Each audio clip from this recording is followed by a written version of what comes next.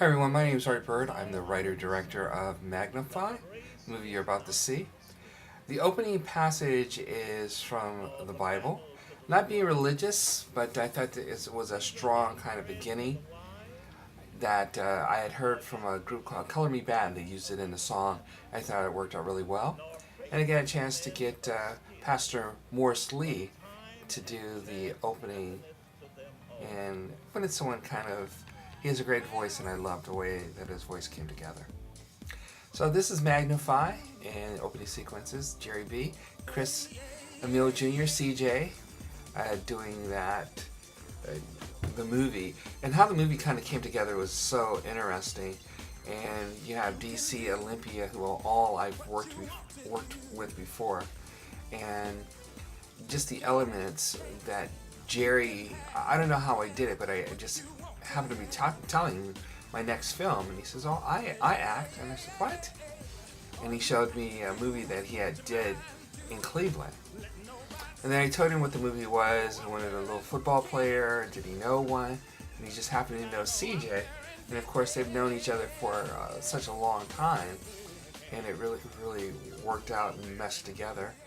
And I was really happy with this. The opening sequence with the cheerleaders. Now, it's going to be interesting to know if they're still cheerleaders, because the movie was done in 2008, so CJ was about 11 or 12, and all these guys are either playing on the Cardinal Mooney football team. And there's DC. I love the things that he did with this character, that he was just brought that out. I mean, he's a motivator of kids, and so he just kind of brought that out. And the script, it came from just like a paragraph of something in a book, and I just kind of built upon that. And there's Jerry and Olympia playing mother and mother and father. And a good friend of mine who has shot some other films with me, Gary Padeline, and I shot the football scenes. The majority of this film I shot by myself. Usually I don't really do that. I use about 3 cameras. But this, my game plan going in there was, I knew that I needed 4 plays. I wasn't going to try to do anything, and one of the coaches helped me choreograph. I need him to miss the play like this, because we want to kind of show that Ronnie is he doesn't focus, doesn't finish anything. And CJ did a great job of just looking around, a little confused. And mother and father. And the interesting thing about that, we kind of shot that right after we shot all the sequences. So I would just say to them, "You're reacting to him messing up and reacting and later on." And so it was a good thing, because the Cardinal team here, we used the whole team. Now, we got the uniforms from St. Christine's. Ken Kolar was nice enough to let us borrow the uniforms, and then we put half the team in one and half in the other. So it worked out really well. I was just kind of glad that we did not get hurt. Gary shot some. We just kind of figured where we were going to be, and we just kind of shot. Like we shot the football scene or the play 3 times from 3 different angles. We might get a close-up on somebody's face, and then the coach shots we would get later on, him looking on. There probably wasn't a team there. And as you can see, there's a lot of sound effects with the referees. You never see the referees. And so I took it from a documentary that I did about people with football, and put that in there. And then, like this scene, CJ just tossing the ball away, and they miss it. You know, you're telling kids, "Hey, don't catch the ball." And DC was great because he wore the colors of the Cardinals. I didn't tell him to do that. He just came in. And that's what you have when you have like a really good actor. He just kind of helps the story go along by doing a lot of things. And I just kind of really am very grateful that it kind of worked out. And Jerry and Olympia. And then we had some of the parents who were waiting as their kids were filming this. They were kind of like in the background, so we just kind of like put them in there and did that. And so mostly everybody is gone now. You can see like there's nobody there, and we had that scene of him walking out. And as a director and as the writer, you're constantly trying to figure out what exactly do you need. And I was like, that whole day, I was just trying to figure out um, like what I needed. And cinematic gods were with me because it was just like I got everything I needed. We did this scene. And see, the closeness, I don't think another actor would have been able to do that with CJ other than Jerry. And so we were, again, I was very lucky that they have such a close relationship that was able to really get that together and do that. And then this is another part that we use, Feel the Beats House. And it was, we filmed this 2 times in 2 different months because what happened was I was trying to get all this stuff and then trying to keep an eye on the sun if it was burning. But the way that we did this was kind of almost like late afternoon. And I didn't really use a lot of like reflectors and things like that. Again, it was just me shooting this. And when we came back later on, the Cadillac wasn't there, the bike wasn't there, so we had to film around that, and that was in the fall. And so it was a good way to do it, and Jerry did a great job along with Chris, just looking at him. And I just really, again, their relationship as knowing each other almost family like really kind of helps out because he's listening to the dialogue, and it just worked out really well. I was very, very pleased, and I believe it's believable to the audience, getting the setup for what the lesson's going to be.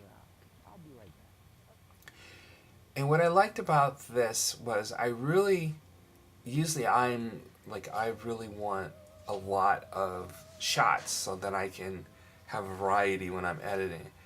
And just, this is one of the few times that I just minimized everything. Because with 3 cameras and no one really looking through the cameras, what happened is that my shadow was in one camera. Thank goodness it wasn't the one that had it was kind of like an extra shot camera. And I really didn't need to use it, but something like this. Now you can see the car there, and we came back and we reshot this, and they came back and they had the same thing.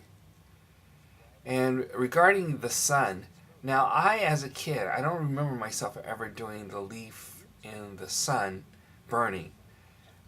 So it was like, maybe this will work and maybe this won't work. But what I did was, when they were filming, a couple of days before, I went on the internet to find out where the sun would be the highest so that we can get this particular shot. And so you have no idea how I was praying this paper would burn, because there's no way to really do that. You can't really set up a light or anything. It's really got to take the sun to burn. And this really is the sun burning that paper. And I thought, oh, thank goodness. I thought to myself, thank goodness. And I really just did that. So one of the tricks of the trade is, while they were doing this scene, and if you really look in the background, you can see the car isn't there. But I shot them really close. Really close. To really kind of get that effect of that we were filming on the same day. So, again, it's a good thing with the father and son, and it really worked out. And the music's really great, Sound Doctrine, and since Jerry did the music, it was like, can we use some of your music? And a lot of the music actually really fit, so really happy with that. Ronnie, there's not a time left. Anything's possible. We're not finished yet. Let's shoot right on one. Let's shoot right on one. Ready? It's a little corny when you think about we're not done yet, but I mean, it is kind of like, I wanted people to hear that this kid's voice has changed a little bit. He's kind of confident in what he's doing. And I don't think that in football like this, or medium football, I don't know if you can call it pee-wee football, and you can see the parents now have changed coats and things like that. And all of this was shot in the same day, so I just asked them to do that. but I don't really think that when you're looking at something like this, and we reversed the way that they were going, because when we were filming, I thought someone would have told them that we're coming out to film, and there was a flag football game going on, and there was something else going on. And so, by the time that we got a chance to film these scenes right here, majority of the parents of the football players, it's a Saturday, wanted to leave. So we had to figure out, okay, I'm going to have to let them go, but I've got to still figure out, I still got some other stuff to go. That clock is from another movie, from another movie, and you can tell that, you can kind of tell that there's nobody else wrong. I wish that, as you see DC in the background, I wish I would have had him just walk out of frame. I just got him standing there. I've done that in a couple of movies. I didn't know what to do with somebody, so I just kind of left them there. And so they hug, and it was a good thing because they really care about each other. So that was really good. So I have so many people to thank, and Mr. and Mrs. Emile, who've been really, Cardinal Mooney, but our cast was really good, the football players, and I really, really had a good time with this film.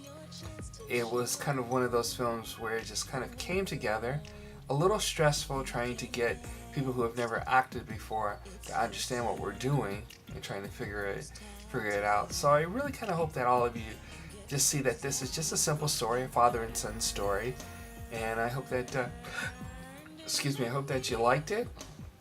And again, Cardinal Mooney was extremely nice, and just a lot of people that you can see. Phil just giving his house and letting us just be there. My very good friend Jim Stipetich for his video camera, and we didn't damage it, which was very cool. And the music of Sound Doctrine and Jerry B. It all just kind of really worked out, and I couldn't be more happy with it. And I just was like thinking to myself, we don't really know what to do with a film like this because it really can't go to a film festival. But if people can see that relationship between the father and son, and especially if someone of color, that was very important for me to show. So there's the cast and crew, and I thank everybody for watching.